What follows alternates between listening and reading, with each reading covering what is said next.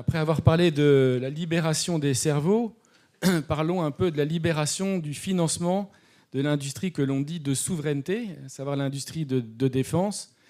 Et vous tous qui êtes ici, vous savez à quel point la réglementation est un petit peu hypocrite sur le sujet, parce que tout le monde parle de durabilité. Mais qu'est-ce qui peut être durable sans être défendu ? Et comment défendre si on ne finance pas l'effort de défense et l'industrie de défense ? Je voudrais très brièvement, en commençant par vous, Camille, vous nous donnez votre vision synthétique de la situation de financement actuel de cette base technologique de défense industrielle. Alors la situation actuelle, elle est que le financement est compliqué. Alors le financement de la BITD, c'est toujours un sujet très aride, mais l'argent, c'est le nerf de la guerre. Donc il y a un moment, il faut quand même s'y coller.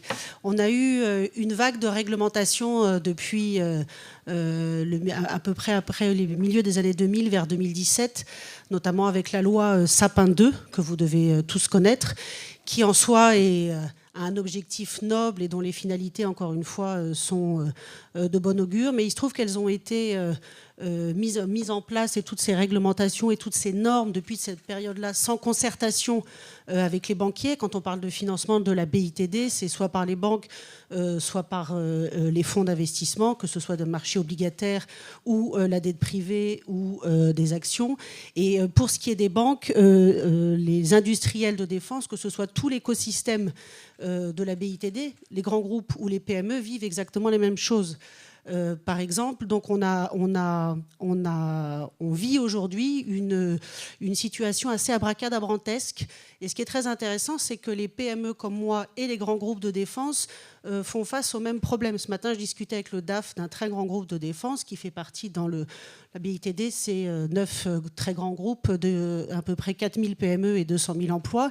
Et en fait, il a affaire, comme moi, à ce qu'il appelait d'ailleurs de manière assez brutale, un braquage à l'envers des banques, avec ce qu'on observe, nous, depuis une dizaine d'années, des blocages de virements, des questionnaires de compliance qui sont complètement ubuesques, c'est-à-dire on vous demande, par exemple, quelle notation vous avez par telle ONG. Ah, d'accord. Et donc, c'est-à-dire que malgré toute la réputation que vous avez, les audits, etc., divers, ça ne va jamais. Donc, il a même employé le terme de hold-up que nous, on vit. Donc, il est à une échelle évidemment très différente de la mienne, mais on a ça. On a ça aussi parce que le deuxième problème, et là, je reprêche pour ma paroisse de la formation, si je fais de la formation militaire, c'est que les compliance officers et les asset managers dans les fonds d'investissement sont très mauvais. Ils ne connaissent pas du tout la BITD et ne connaissent pas du tout ce sujet. Donc à chaque fois, quand on demande de l'argent, c'est toujours vous êtes trop gris, etc. Ensuite, il y a les critères ESG que vous connaissez très bien, donc environnement, social et gouvernance, qui sont très limitatifs, qui font courir un risque réputationnel. Les banques sont tétanisées et il faudrait élargir à ce champ ESG un champ souveraineté et résilience afin de pouvoir appliquer ces critères-là au fond, ce qui permettrait aussi d'élargir le financement à beaucoup plus de PME qui pourraient mieux se développer, avoir plus de fonds propres, accéder à des marchés publics plus importants. Donc il y a ce volet-là à la fois donc, de la formation, d'élargissement des critères ESG, de créer plus de fonds mixtes avec des capitaux privés et publics. Et puis puisqu'on parlait de guerre cognitive aussi, Florence Parly a beaucoup fait, il faut le dire ici, sur la réputation des banques qui refusaient de financer l'industrie de défense et tout l'écosystème, avec le fameux naming and shaming. Dans la guerre informationnelle et cognitive, il faut faire la même chose. Il faut faire du contre-naming and shaming sur ces ONG qui défoncent l'industrie de défense et les PME et qui refusent de les financer. Donc ça, déjà, on reprendrait, merci, la main là-dessus. Et puis de développer un narratif partout, en faisant un lobbying stratégique, vous l'appelez comme vous voulez, qui est qu'il n'y a pas de durabilité sans sécurité. Comme ça, tout le monde est content. Ça joue sur les critères ESG et ça joue aussi sur les critères de sécurité. Voilà. L'industrie de défense, c'est les grands groupes, je l'ai dit tout à l'heure, c'est des PME, 4000 PME, mais c'est comme la mienne qui fait de la formation militaire, donc qui ne fait pas du matériel, qui n'est pas dans le dur, etc. Mais c'est un écosystème très très vaste. Il y a beaucoup de PME qui ne sont pas reconnues encore dans ce système-là. Mais aujourd'hui, on a un vrai blocage. On parlait de l'échelon européen tout à l'heure aussi. Il y avait une proposition de mettre en place un véhicule avec des fonds européens et des fonds privés dedans. Ça aussi, ça manque. Voilà, je vais laisser la parole à mes camarades. Merci Camille. Je réalise que j'ai manqué de vous dire, et je le dois à ceux d'entre vous qui ont réservé leur place il y a un certain temps, que Gontran Clément de la DGA, qui devait intervenir aujourd'hui, est empêché, il est excusé, on regrette son absence et on espère qu'il aura d'autres occasions de participer. Et Philippe Jourdan, ici présent, a eu la gentillesse de le relever au pied levé, et ce qui me permet de lui donner la parole immédiatement. Voilà. Merci pour cette transition, avec un peu de pression, surtout après le brillant exposé des besoins de financement de la défense. Je vais peut-être, moi, m'attarder un petit peu à mon gris-gris, qui est plutôt le problème de souveraineté. Parce que souveraineté, finance et BITD, évidemment que ça va ensemble. Je vais peut-être rappeler dans un premier temps ce qui relève d'évidence. La souveraineté d'un pays repose largement sur sa capacité à se défendre de manière autonome, sans dépendre d'autres nations. Je pense que quand on a dit ça, on n'a pas dit grand-chose.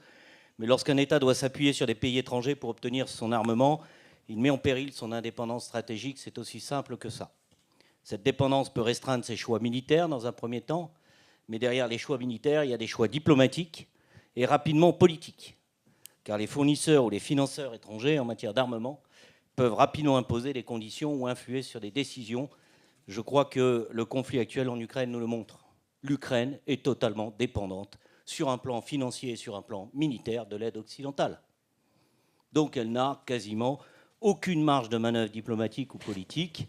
Elle a une marge de manœuvre tactique sur le terrain militaire et encore dans la limite des règles d'utilisation des armements qui lui sont octroyées. Je crois que c'est quand même une des règles majeures, une des leçons majeures de la guerre en Ukraine qui dépend malheureusement entièrement du soutien des nations occidentales et en particulier des États-Unis.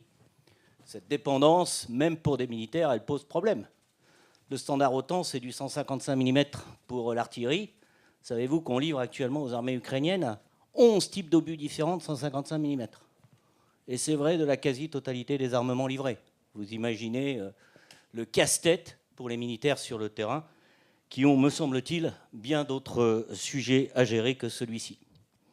Cette dépendance, elle s'est renforcée en ce qui concerne la France ces dernières années. Parfois par choix. Savez-vous par exemple que le soldat français, en matière d'armement mobile, d'armement léger, aujourd'hui est entièrement dépendant de fournisseurs étrangers. Mais par choix, on a choisi de constituer des pôles européens. Le fusil d'assaut, le HK416F qui a remplacé le FAMAS, est d'origine allemande, adapté d'un modèle américain. Le fusil de précision de nos tireurs d'élite, le FPSA, est issu d'un consortium belgeo-allemand. Les munitions proviennent exclusivement de l'étranger. Une grande partie des uniformes est fabriquée au Maroc. Et les chaussures de combat sont produites en Allemagne et en Croatie. Donc on parlait de l'Europe. Moi, je n'ai pas de problème particulier avec ça. Dans d'autres cas, la dépendance, par contre, elle est imposée par nécessité, notamment pour des systèmes de détection, d'observation, de guidage, les technologies satellitaires ou GPS, dont on voit l'importance dans les conflits modernes. Ce paradoxe, c'est d'autant plus marquant que la France possède une industrie de défense capable de produire presque tous les équipements nécessaires à son armée. Et il y a peu d'États qui en sont capables. En 2024, elle est par ailleurs le deuxième exportateur mondial d'armes, après avoir longtemps occupé la troisième place depuis les années 1970, derrière les États-Unis et la Russie. Alors, cette question de souveraineté ou d'indépendance dans le financement et la production d'armes, financement, production d'armes, évidemment, ça va ensemble, se place quand même dans un cadre très particulier qui fait que la relation aux autres pays européens et à l'Europe est compliquée. Elle est compliquée parce que la souveraineté de la France, elle intègre une dimension que les autres pays ne possèdent pas. La dissuasion et la dissuasion nucléaire.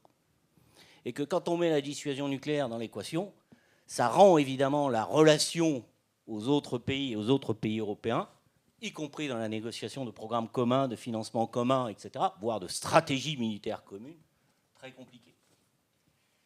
Alors, on a parlé de financement. Derrière ce besoin de financement qui est évidemment énorme, je voudrais quand même rappeler que la stratégie française en matière de... avec les aléas budgétaires que l'on connaît à la loi de programmation militaire, je ne vais pas refaire un historique là-dessus, mais globalement, elle a longtemps été portée par les flux. On produisait ce dont on avait besoin pour une guerre qu'on imaginait lointaine et souvent localisée à des interventions à l'extérieur. Donc finalement, on utilisait des centaines de munitions. Des centaines de munitions. Là où actuellement en Ukraine, on tire côté russe plus de 10 000 obus par jour. Donc vous voyez qu'on change complètement de dimension. Et donc on doit réfléchir aujourd'hui non plus en flux mais en stock. Et vous savez que le raisonnement, quand on commence à raisonner en stock, je ne vais pas vous rappeler l'affaire des masques du Covid, mais en matière de stock, les financiers n'aiment pas beaucoup. Et on a perdu cette habitude de se dire, oui, demain, pour faire la guerre, il faudra des stocks. Des stocks qu'on entretient, des stocks qu'on révise, des stocks qu'on met à jour et des stocks qu'on espère ne jamais utiliser. Alors, ce financement de l'armement, il ne se limite pas à l'achat d'armes, mais il inclut également le développement de technologies de pointe. Si un pays ne dispose pas de capacités en recherche et développement, dans le domaine de la défense, il risque de dépendre des technologies étrangères. Et aujourd'hui, nous avons pris un certain nombre de retards, notamment dans l'hypersonique, par exemple. On renouvelle actuellement le vecteur qui porte l'arme nucléaire, donc, mais ça reste, on n'est pas dans l'hypersonique, on n'est pas dans les technologies de l'hypersonique maîtrisées aujourd'hui, notamment par la Russie et la Chine. Cette dépendance technologique, elle peut compromettre notre souveraineté, parce que, comme on l'a vu, les nations fournisseurs peuvent limiter l'accès à certaines innovations essentielles. Les Américains ne sont pas fous, quand ils livrent des F-35 à l'exportation, ils ne livrent jamais la dernière version. La dernière version logicielle, la dernière version d'avionique, la dernière version, etc. Et celui qui possède la dernière version technologique, il a forcément un pouvoir. Quand on livre des armements, on peut en limiter la portée, on peut en limiter la précision, on peut limiter dans l'observation, le choix des cibles, le guidage des cibles, un certain nombre de paramètres dont on reste le seul maître. Donc on voit bien l'enjeu sur la souveraineté. Alors, comme je remplace quelqu'un de la DGA, je vais quand même rendre hommage à la DGA. Les militaires, certains militaires, c'est pas couvert par le secret, donc je peux le dire, ont l'habitude de dire quand on confie un projet à la DGA, c'est 10 fois plus long et 10 fois plus cher. Je trouve que c'est un bien mauvais procès. La DGA, pour moi, elle joue quand même un rôle essentiel. Je vais quand même rappeler quelques évidences. L'anticipation des besoins, on ne peut pas tout couvrir, tout faire, donc on a besoin d'anticiper des besoins.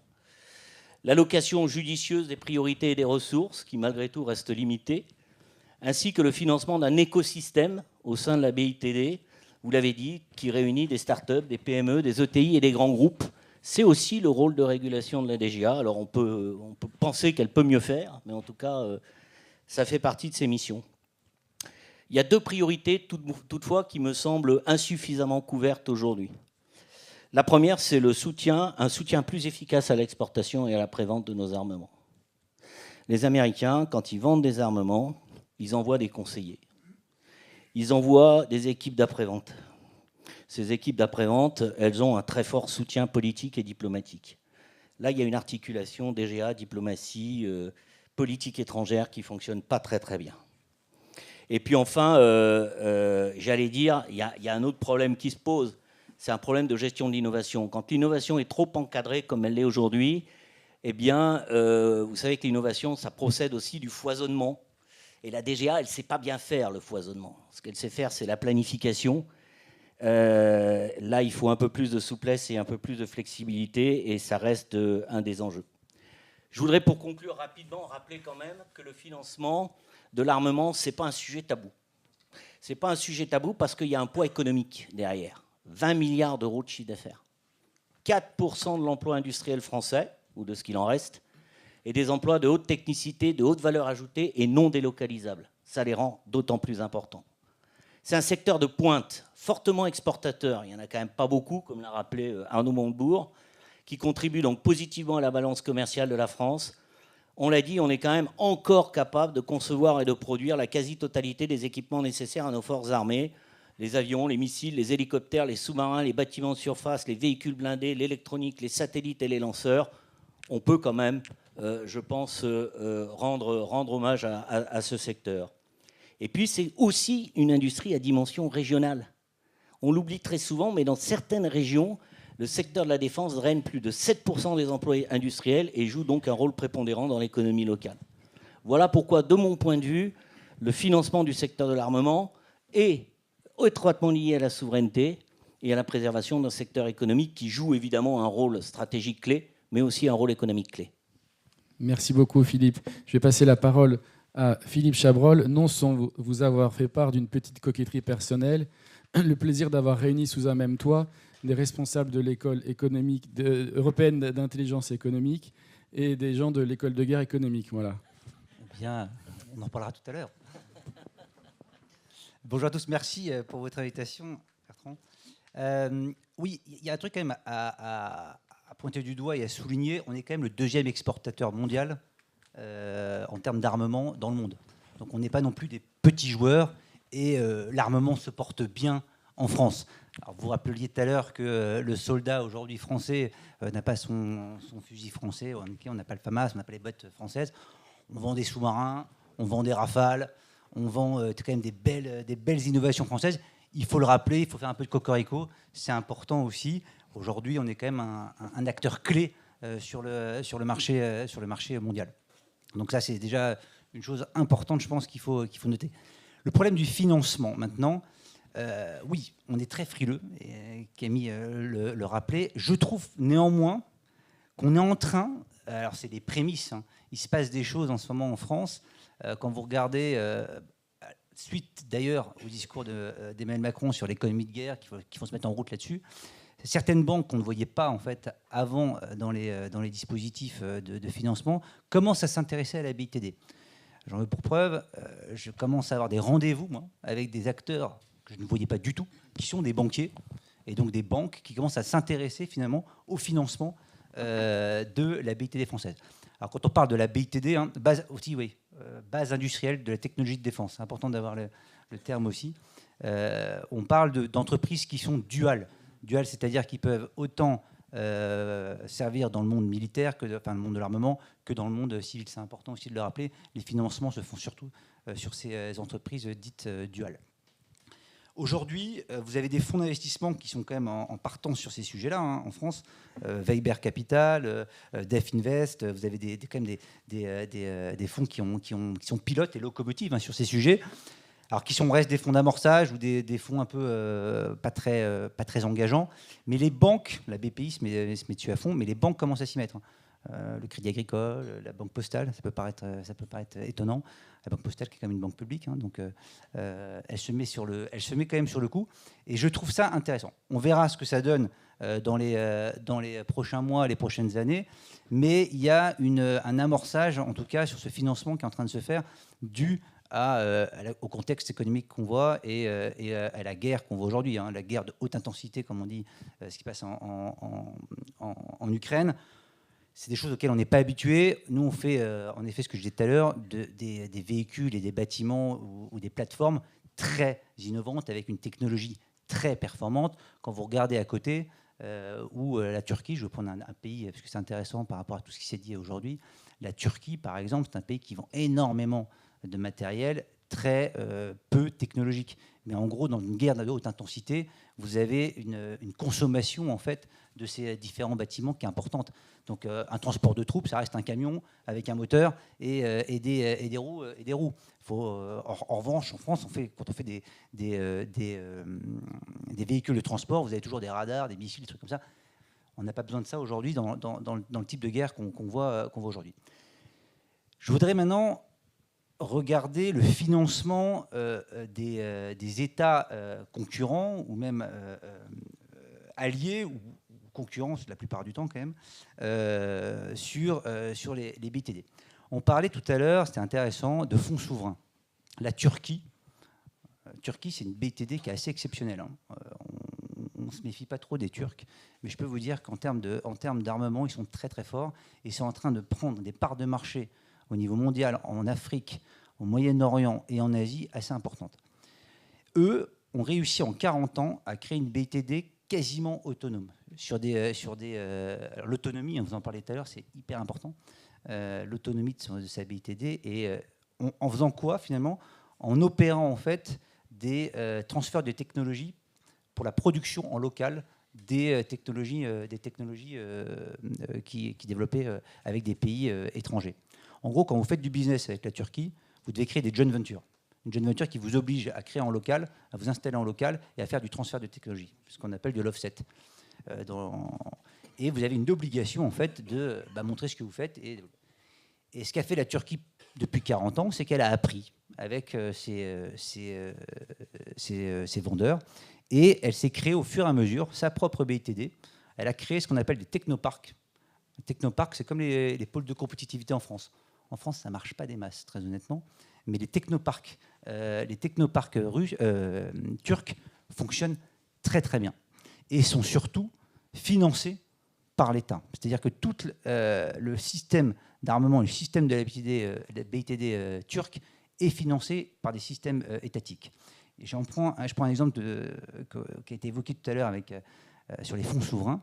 Le sous-secrétariat de l'industrie de défense turque a la propriété d'un fonds souverain qui est géré par la République turque et qui vient chercher ses fonds, tenez-vous bien, dans les jeux de hasard. On parlait de vente de la Française des Jeux tout à l'heure. Erreur fatale, on aurait pu se servir quand même de la manne financière de la Française des Jeux pour financer notre propre BITD. Ce que font très bien les Turcs. Et aujourd'hui, ils ont développé donc cette BITD grâce à ces fonds qui sont légaux et qui leur permettent en gros d'aller après exporter sur des marchés qui étaient les nôtres hier, l'Afrique typiquement. L'Afrique, on est en train de partir de l'Afrique complet, on est en train de se faire virer par les Russes, les Turcs, les Chinois, ils sont en train de s'installer, de nous prendre tous nos marchés. Alors, ils ne vendent pas encore du sous-marin sophistiqué ou de la frégate ou de la corvette, mais ils sont très forts sur tout ce qui est embarcation rapide et d'attaque, donc les petits patrouilleurs. Plus de 215 unités vendues en un an, ce qui est énorme en termes de business. Donc c'est une BITD qui fonctionne parce que le financement et parce que l'État porte aussi derrière ce financement-là. Un autre exemple, on a parlé de l'Italie tout à l'heure. L'Italie, ils sont très forts aussi. Ils ont fait un truc assez extraordinaire récemment. Ils ont, l'État, ils ont viré le ministère de l'Intérieur qui allait à côté du ministère de la Défense. Ils ont dit, va un peu ailleurs, va 2-3 rues derrière. On va mettre l'ambassade de l'Arabie Saoudite juste à côté. Comme ça, ils vont parler entre eux, ils vont parler armement à l'heure du déjeuner dans le resto en bas de la rue. Hyper malin. Alors l'Arabie Saoudite aussi, un nouveau pays qui intéresse toutes les BITD étrangères et les exportateurs comme nous, ceux qui ont le plus de manne financière, on va dire. Eux, c'est simple, pour aller sur leur pays, vous êtes obligé de créer une boîte avec eux. C'est-à-dire que vous arrivez en Arabie Saoudite, on vous dit très bien, vous voulez bosser, vous voulez vendre chez nous, vous allez créer une boîte et on va prendre 51% et vous 49%. Vous n'avez pas le choix. Et donc si vous voulez vendre, vous devez créer une boîte avec un local. Voilà. Et l'État derrière demande aussi 70% d'offset, donc de compensation industrielle en local et de production locale. Et c'est une obligation légale. Allez voir ça en France. C'est des exemples, j'en ai plein d'autres. La Corée du Sud, très fort aussi en exportation de sous-marins. Eux sont en train, par exemple, de recruter des soudeurs. Les soudeurs, c'est un gros sujet en France. On n'a pas la bonne manne, la compétence, en fait. On a du mal à la trouver parce qu'elle est très technique et qu'elle est rare. Eux, ils vont recruter à l'étranger. Ils vont chercher des étrangers et ils embauchent au noir des personnels étrangers qui font venir avec toute la famille et les font travailler derrière. Donc il n'y a pas d'impôt, il n'y a rien derrière. Une chose intéressante sur l'impôt aussi. Les Turcs sont très forts là-dessus. Quand vous installez en Turquie, une boîte de défense turque ne paye pas d'impôt. Si elle a une innovation et qu'elle fait de la R&D, en tant qu'ingénieur R&D, si vous êtes dans une boîte de défense turque, vous ne paierez pas d'impôt sur le revenu parce que vous participez à la gloire de la nation. Vous voyez, tous ces sujets-là, c'est des choses, c'est des principes d'État mis en place qu'on est loin, chez nous, d'avoir. Merci beaucoup, Philippe. Je propose de vous exposer tous les trois au feu nourri des questions, en supposant qu'il y en ait quelques-unes, j'imagine, sur un tel sujet. Oui. Bruno. Ah il y avait... Bon, c'est en même temps. Par ordre croissant. Bonjour, Romuald Sobalski, Supplier Of. Je voulais vous demander, enfin revenir sur l'exemple que vous avez évoqué, à savoir celui des soudeurs. Vous dites on a du mal à trouver des soudeurs, donc je sais que c'est le cas pour la défense, c'est le cas pour l'aéro, c'est le cas pour le nucléaire. Là, c'est une question ouverte. Est-ce que ça intéresserait à un moment ou à un autre d'avoir une cartographie des compétences de production, des capacités de production des industriels français? Aujourd'hui, moi, j'arrive pas à trouver des données fiables et des données qui sont à jour sur le sujet. Je suis un ancien acheteur chez Safran. Je passais 4 semaines à trouver un fournisseur, c'était une catastrophe. Alors, on pourra en parler tous les deux si vous voulez. C'est des choses qu'on développe pour nos clients, donc des cartographies d'acteurs et l'identification d'acteurs clés, donc aucun problème. Oui, il y a un vrai sujet. Au sein de la DGA, il existe cette donnée, forcément qu'ils gardent pour eux. Il faut trouver la bonne personne qui pourrait vous échanger des sujets. Mais la DGA a cartographié déjà tout le réseau et l'écosystème qui existe en France sur la BITD. Mais elle la garde vraiment secret. Vous imaginez bien pourquoi.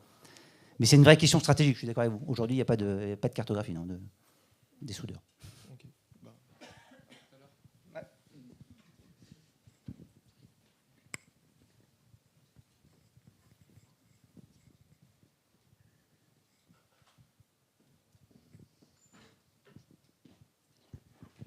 Bonjour, merci de ces explications. Bruno Jacquemin, je suis le directeur de la Fédération de la mine et de la métallurgie française.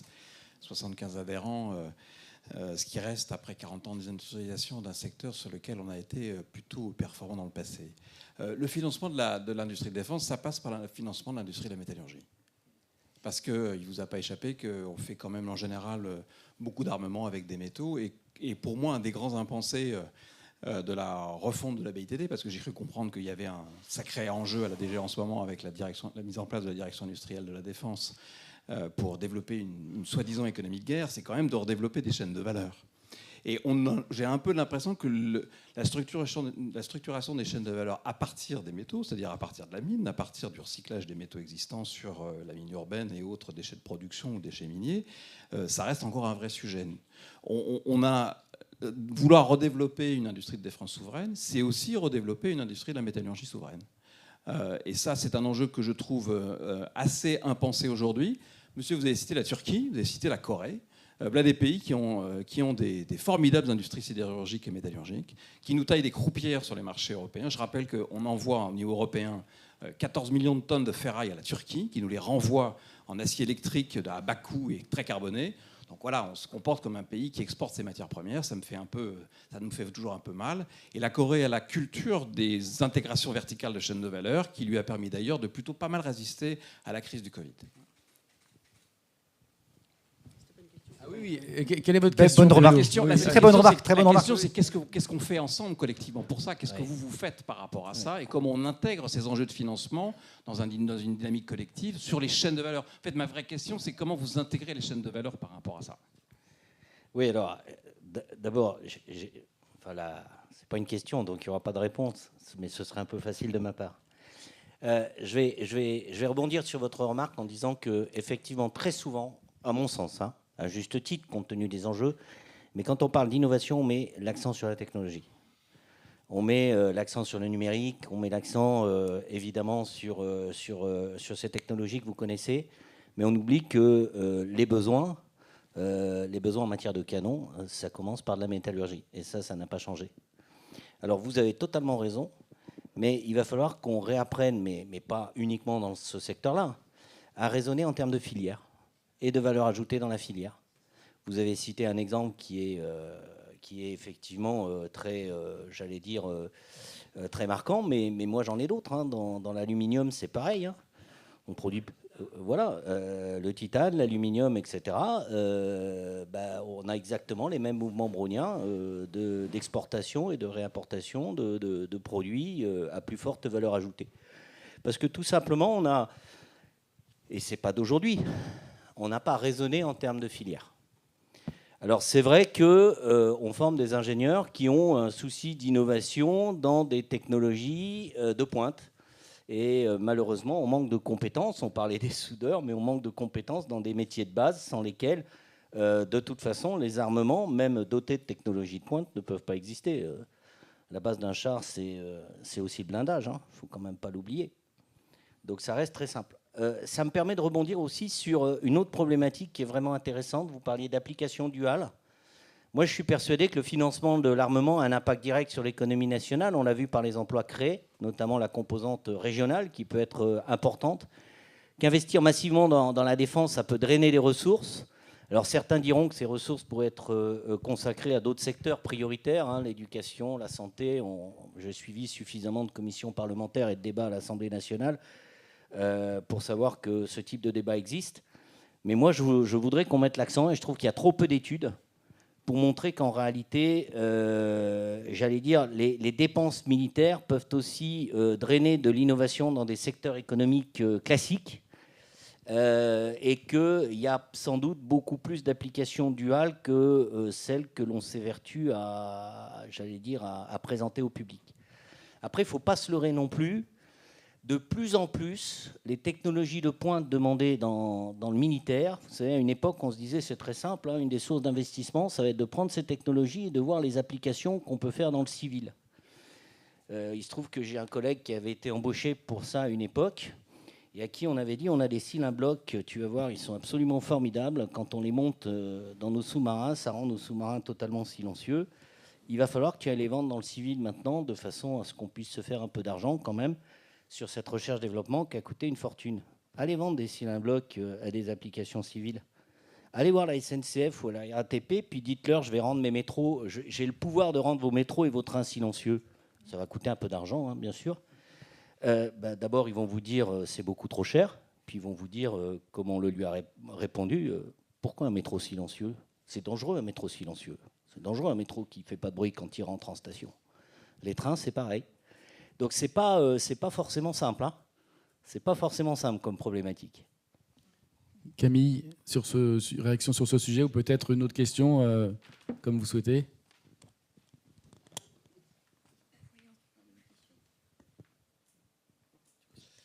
Bonjour, Roch Burgard, consultant en cybersécurité et intelligence économique chez Genesis.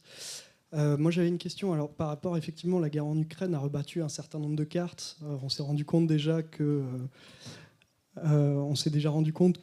une dizaine de drones qui coûtent entre 200 et 300 euros, on pouvait faire autant de dégâts qu'avec des vecteurs qui coûtent plusieurs centaines de milliers d'euros. Mais surtout, on s'est rendu compte, et ça c'est la Russie qui en a fait les frais, qu'il fallait avoir une maîtrise parfaite de son environnement numérique. Et sur les premiers mois de l'offensive russe, ils ont perdu énormément d'officiers parce qu'ils avaient en fait des téléphones, des systèmes d'exploitation, ça peut être Windows, Gmail, peu importe. Et ils ont perdu énormément de personnel militaire qualifié comme ça. Et ma question c'est, est-ce que c'est un risque pour nous ? Parce que même si la Russie n'est pas en guerre directement avec les États-Unis, ils se servent de ces renseignements-là. Les États-Unis fournissent ces renseignements-là. Est-ce qu'on doit considérer ça comme un risque ? Et qu'est-ce qu'on peut faire pour ça ? Camille, est-ce que vous pouvez préciser ? Oui. C'est-à-dire, on utilise en France des systèmes d'exploitation américains, on utilise des logiciels, que ce soit pour les infrastructures réseau, pour la maintenance des serveurs. Voilà. C'est un sujet autre, là, c'est pas le sujet du financement de la BITD. Alors, c'est pas sur le financement, mais en fait, la question, c'est l'industrie militaire et l'armée derrière, en fait, est vulnérable aussi, par son manque de financement, à des chaînes de valeur étrangères, à des... Oui. À développer ses propres. Regardez ce qui s'est passé il y a 2 jours au Hezbollah.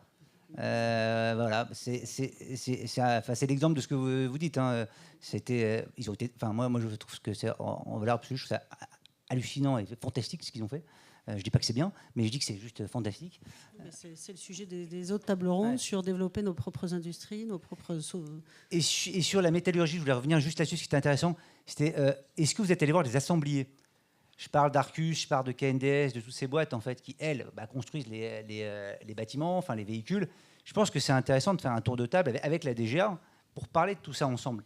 Parce que la chaîne de valeur, en effet, elle est clé. Emmanuel Macron qui parle d'économie de guerre, faut aussi mettre les gens autour d'une table et parler ensemble. Je suis complètement d'accord avec vous. Ce qui n'a pas été encore fait. même si je vois à Bourges, par exemple, qui est quand même un gros centre de production où il y a pas mal d'usines, pas mal d'industries, où les industriels se parlent justement. Je pense à KNDS, je pense à Arcus, tout ça. Eux parlent entre industriels. Mais je pense que vous avez intérêt à monter en fait ces groupes de travail communs. Est-ce que la DGA doit être moteur là-dessus? C'est une question qu'on peut se poser, pourquoi pas. Mais il y a des protocoles. Pourquoi pas aussi les grandes fédérations? Je pense au GICAN, au GICAT, au GIFAS, qui ont leur rôle à jouer sur ces sujets-là pour vous mettre ensemble. Et elles le font d'ailleurs. Mais ça fait partie de ces discussions à mettre sur la table, je pense. Oui, bonjour. La question que j'aimerais savoir, c'est est-ce qu'il y a une stratégie de financement vis-à-vis de l'industrie défense? Parce que vous avez un certain nombre d'exemples. Vous avez eu Photonis en 2020, dont la DRSD a finalement permis la protection. Vous avez eu Sego qui a été finalement protégé. Mais à l'inverse, vous avez eu des boîtes comme Excelia qui ont été rachetées. Donc on a l'impression qu'il y a selon parfois une mobilisation ponctuelle par des acteurs, on protège, mais qu'il n'y a pas vraiment de vision claire. Il y a de plus en plus l'intervention de l'État sur la protection des assets stratégiques. Il ne faut pas tout mélanger, hein. L'export, le financement, la protection, parce que là, ça part un peu dans tous les sens, les technologies souveraines. Oui, l'État, il y a une volonté, des directives assez claires de protéger aujourd'hui. On en a parlé ce matin, c'était l'objet encore une fois d'une autre table ronde, sur le filtrage notamment pour les investissements étrangers des certains actifs stratégiques. Donc, ça n'est pas qu'une intervention au compte-gouttes. Simplement sur des sociétés très très pointues, etc. Ensuite, c'est sûr, encore une fois, que sur notre sujet du financement, on n'a pas Elon Musk, et donc ça reste les banques, pour rester sur notre sujet. Et aujourd'hui, pour les gens comme moi qui font effectivement les dossiers, et pour les grands groupes industriels, ça reste très compliqué. Donc, pour rejoindre avec votre sujet, un certain nombre se tournent vers des investisseurs étrangers et malheureusement, ils n'ont pas d'autre choix pour se développer. Et heureusement, l'État français intervient pour sauver un certain nombre de pépites. Mais ce n'est pas parce que l'État français interviendra pour dire il faut sauver, que ça mettra de l'argent sur la table. Et ça ne changera pas ce que j'ai évoqué tout à l'heure sur la réalité de ce que moi je vis au quotidien. Comme tous les industriels et les chefs d'entreprise, qui est qu'aujourd'hui, si vous travaillez sur les zones à risque et de guerre, et c'est les marchés, quand vous vendez de l'armement, vous ne le vendez pas à Genève. Hein. Quand vous faites de la formation militaire comme moi, vous travaillez sur les zones qui sont sous embargo bancaire, sur des zones qui sont très difficiles d'accès, où vous avez des règles ahurissantes, et c'est normal parce que c'est des zones de guerre. Or, aujourd'hui, les banques ne suivent pas. Alors, c'est vrai ce que vous disiez, ça a énormément changé depuis la guerre en Ukraine, ils en parlent, etc. Mais entre parler, comme le font les banquiers, il y a un cycle qui a été lancé à l'IHEDN qui est très bien, qui réunit des banquiers, justement, l'industrie et défense. En parlant, c'est très bien. Après, il faut signer des prêts de 200 millions. Et là, on est toujours face à aujourd'hui à des critères qui nous sont imposés. Ce matin, je vous dis, je discutais avec le DAF d'une des 9 grands groupes de défense français.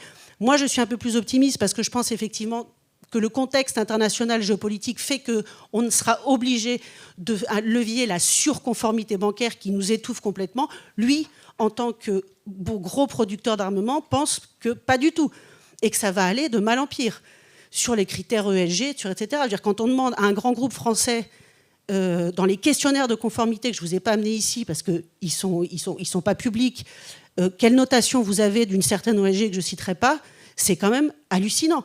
On a un type en face qui connaît rien à la BITD, qui n'a jamais investi un euro de sa vie, qui ne sait pas ce que c'est qu'une industrie, et il va nous demander ce que nous, on pense d'une pauvre ONG qui, en plus, peut être financée par des États étrangers.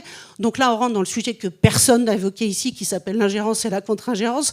Et dans les financements, c'est ça le sujet clé, la perte des actifs stratégiques, c'est aussi l'entrisme. Donc voilà, donc pas très optimiste quand même, encore une fois, sont les banques et les fonds d'investissement qui financent. Tout le reste, c'est show me the money et qui met l'argent sur la table. Et en ce moment, je peux vous dire que pour tous les groupes, les petits ou les grands, les critères de compliance des banques sont totalement délirants. On est dans un truc ubuesque. Donc, ils nous bloquent des virements à moi, aux autres, aux grands groupes de défense pendant des mois et des mois. Et d'ailleurs, c'est drôle parce que pour nous, les PME, mon ami me disait, pour vous, c'est un hold-up, c'est difficile pour votre trésorerie. Mais pour nous, qui attendons des sommes gigantesques, ça freine énormément nos chaînes de production. On en revient à la question des stocks.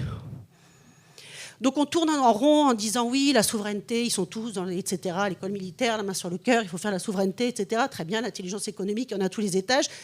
Au final, tant qu'on n'élargira pas ces critères ESG, des critères de résilience et de souveraineté, qui permettront effectivement d'arrêter d'avoir cette question quand on demande de l'argent à une banque. Ah oui, vous êtes un peu gris. Ah non, l'armement, la défense, etc. Parce que concrètement, c'est ça qu'on se prend dans la tête tous les jours. Et que le contexte, contrairement à tout ce que vous pensez depuis la guerre en Ukraine, et notamment avec l'extraterritorialité du droit américain, etc., devient très compliqué. Les banques sont paniquées.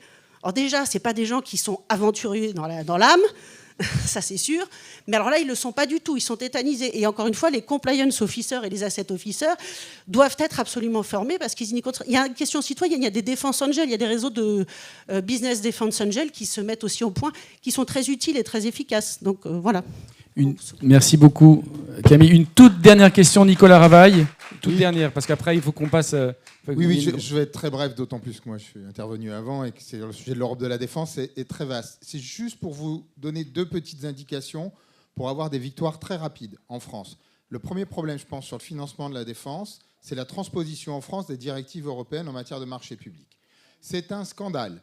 Nous avons été plus royalistes que le roi. Il faut revenir là-dessus et urgemment et très vite. Et ça résoudra, monsieur, votre problème de chaîne de valeur. Et notamment dans le domaine de la tech et de la souveraineté française, il faut qualifier défense. Ce matin, toutes les tables rondes, c'est de la défense.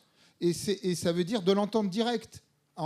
Les marchés avec les collectivités territoriales, c'est possible, c'est compris. Les autres en Europe ne se privent pas, mais nous auto-limitons. Ça, c'est vraiment le premier problème. La deuxième chose sur laquelle je voulais vous attirer votre attention en termes de marché, il y a un programme européen qu'il faut absolument réformer, qui est la Facilité européenne de paix, qui est un scandale à l'état pur. Nous, contribuables français, dans un pays qui n'a plus d'argent, payons le remplacement des armes données à l'Ukraine par d'autres États membres de l'Union européenne et lesquelles armes ne sont pas achetées sur le sol européen ou en France. Si les autres Européens ne veulent pas faire comme nous, eh ben c'est leur problème. Mais on n'a pas à prendre l'argent du contribuable français pour payer des armes américaines, coréennes, turques ou autres, comme vous l'avez dit. Et ça peut être fait très facilement, parce qu'en droit communautaire, ce programme-là, il n'est pas pris sur le budget de l'Union européenne. C'est une disposition ad hoc, c'est faire exactement comme faisaient les Britanniques quand ils étaient dans l'Union européenne, un tout petit alinéa d'opt-out pour faire au moins en sorte que ce qui part